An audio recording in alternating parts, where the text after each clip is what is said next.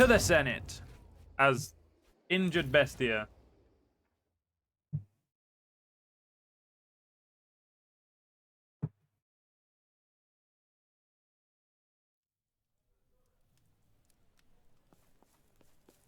He walks with a little limp. Good, you're here. Let us begin. First, tell me what you thought about my question.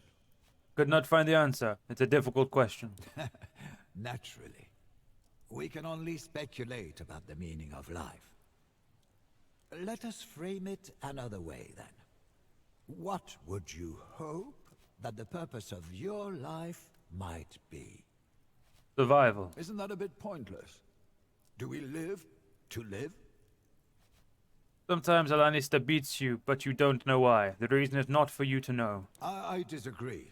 It is a bad Lannister who beats the Serwis for no apparent reason.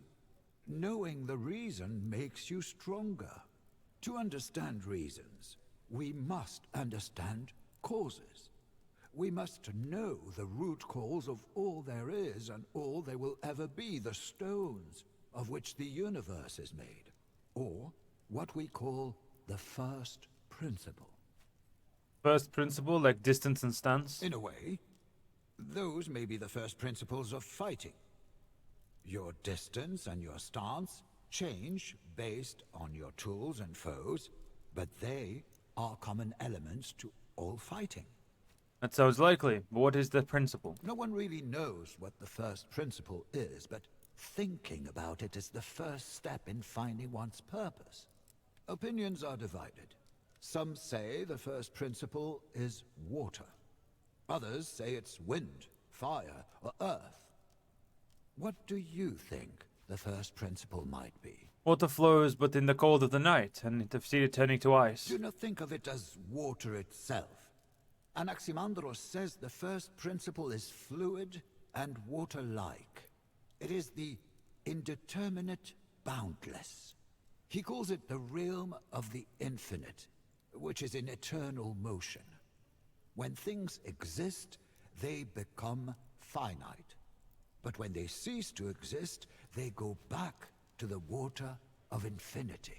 We are like the basilisk, our gaze makes things solid. An interesting take on the tale of the basilisk. Indeed. Perhaps our actions turn our ideas into stone. I've seen wind knocking down our houses. Ah, it is not about strength. Anaximenes believes the wind is the soul of the world, because it is the wind that makes us breathe and live. He also posits that all other elements are derived from air. Fire happens when wind blows too fast, yet water happens when the air is too slow. Talking about the breath that life gives to all. Maybe. I don't think a rock has breath, though. When mountains crack, fire comes out of the earth. It is true. It's more about the inherent movement of fire than the destructive force thereof. Heraclitus says fire is change, and as such, the only thing that is always the same. Everything changes. Nothing ever is. We are all in the process of becoming, and never stop. Change is the only common element in the world. Does that have anything to do with fire? He also gives the example of a river. He says one can never bathe in the same river. For the next time you try, the water is not the same water, and the man is not the same man. Everything comes out of earth indeed. Or maybe nothing comes out of anything. Parmenides said nothing can ever be seen in the process of becoming. Things always just are. A process of change is just a trick of our senses.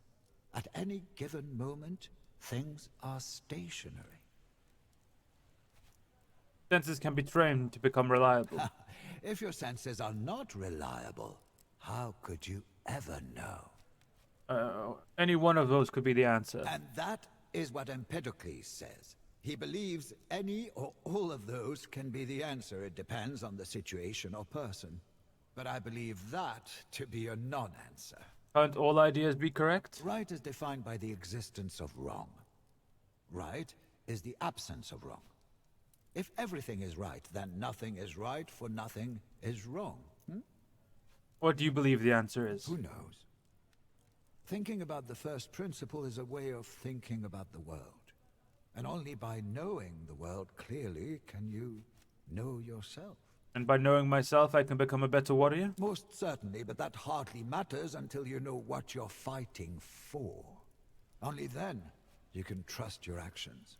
Only then can you be a good man. I do not feel Only free. then can you be free. Perhaps because your mind is not free. A man who is not allowed to do what he wants. Can such a man be truly free? Yet I want to find my sister, yet I can't even look for her. Because you're free to look anywhere, but you do not know where to begin. Sometimes an abundance of freedom can be as restricting as the lack thereof. You may pursue your own happiness, but when it comes at the cost of someone else's, can you be called a good man? In a world where everyone's selfish, what can a good man do? A good man can sacrifice his own happiness for that of others. You can do that even if you're usually a bringer of pain.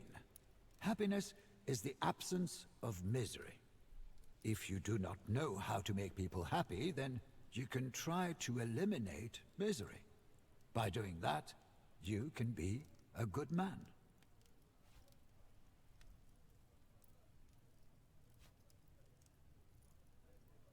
I am not happy, no matter how many foes I slay. I know. You have unfinished business. You will not be happy unless you find her. It is your goal in life, Bestia. Just like your sister, you are partly stuck in the realm of ideas. You will not be complete until you find her, or find her not. My father sold us both, but her price was twice as high as mine. You're a child, Bestia. No one will hold you to account for what you thought back then. I know. I still miss her. It is only natural. Who knows who Sir your sister is now? Her eyes had the color of the sky. Actually not. She had a particular birthmark on her cheek. Do you think we can find her? Do you want me to be honest? A virtuous man speaks truth. What matters is not if you will find her, but what you will do if you find her. Thank you, Magister. You're welcome, Discipule. I can only ask the right questions. It is you who should find the answers. Well, I hope Bestia had a fucking clue what's going on, because I'm confused as fuck.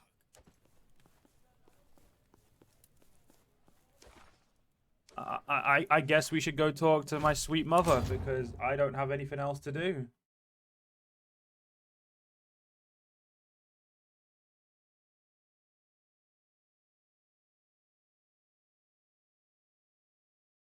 Guess it's time to go bye-bye to Act 1.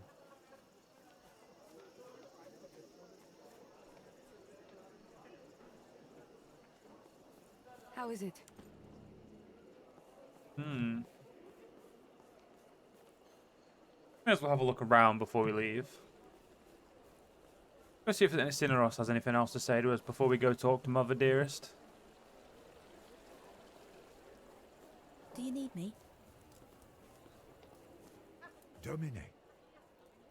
How are you doing with Bestia? Is he a good student? It's certainly a different experience compared to teaching you and your sister.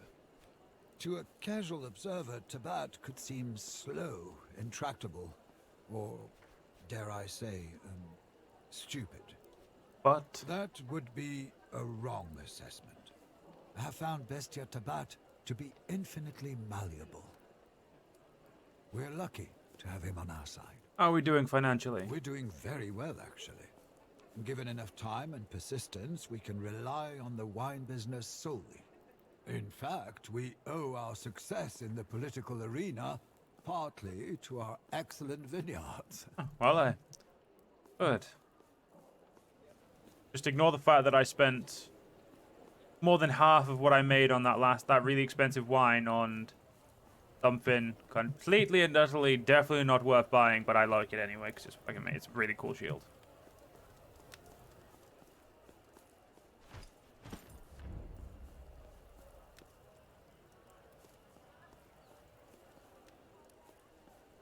Oh, mother dearest, I'm ready to go now. Is everything well, dear? Our standing is much improved thanks to my achievement in Greece. It is time to restore the villa and expanding our business. They told me Lucullus is your patronus now. That means our family reputation will be restored. That and more. Lucius, Louiana. It's so good to see you again, Mother. And brother, you're back. Isn't that a beautiful sight? It is. You are the patriarch of this family now. The well-being of it is your primary concern. The villa is yours. All of your rights are restored. Congratulations. I don't know how we can ever repay you, Lucius. There's no need to repay anything. You of all people should know that, Claudiana. This was not a transaction. Still, I'll find a way to repay you. I'll keep that in mind. Is that it? But what if Don't worry, Claudiana. No one can harm your family as long as I am alive. Everything will be fine. You gonna die. Totally gonna die. Like super dead. Super dead soon. 5 years quietly passed me by. Damn. I must be bored. Yeah, still got my badass shield. I love it. Good morning, dear. Have you slept well?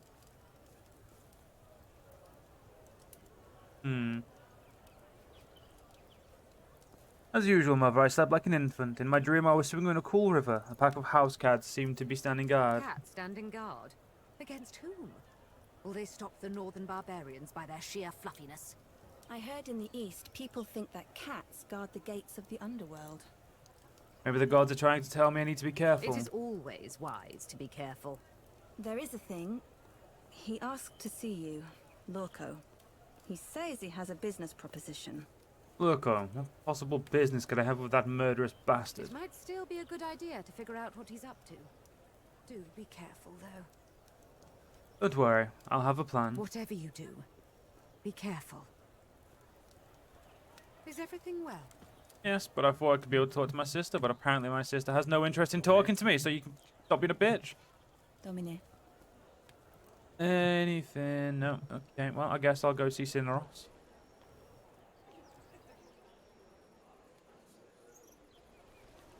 That boy who always asks for you hasn't been... Gardening is the pinnacle of civility. He became... Good morning, Domine. I've been waiting for you. You look good, Cineros. Have you been exercising? You jest, I'm sure. If anything, I've grown a bigger belly. The wine doesn't help.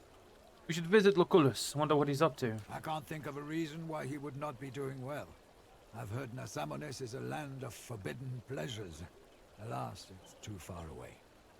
But speaking of our friends in high places, it might be worth going to the Senate this afternoon. Tullius Cicero is holding court there today. You might learn something. The winery is doing well, I assume. It is generating quite a bit of income, even though our recipes are old.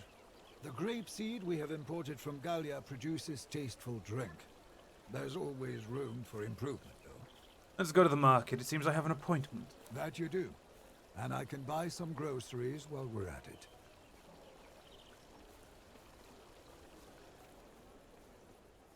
it. Seems Dianara has moved out. A shame.